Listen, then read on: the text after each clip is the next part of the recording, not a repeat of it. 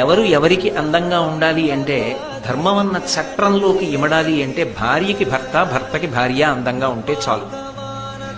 అది ఒక్కటి ఉంటే పరమ సంతోషం వాళ్ళకి, పరమ శాంతి సమాజానికి కలుగుతుంది. నేను అన్నమాట ఏం తేలిగ్గా వాడలేదు.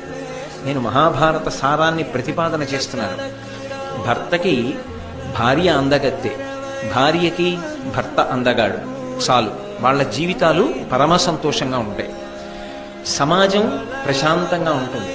ఒక వ్యక్తి నా భార్య అందగత్తె కాదు అన్న భావన పొందిన, ఒక స్త్రీ నా భర్త ఎవరితోనో పోలిస్తే అంత సమర్థుడు కాడు, అంత గొప్పవాడు కాడు అన్న భావన పొందిన వాళ్ళ జీవితాలలోనూ సంతోషం ఉండదు, సమాజమునకు కూడా శాంతి ఉండదు. అది పరమ ప్రమాదకరమవుతుంది. అందుకే అందమనేటటువంటిది ఎక్కడి వరకు పరిమితము అంటే నిజానికి అది కాలము చేత ఎప్పుడూ కూడా పరిమితమవుతూ ఉంటుంది. కాబట్టి వారిద్దరి మధ్య అందం అనేటటువంటిది పరిమితమైపోతే చాలు.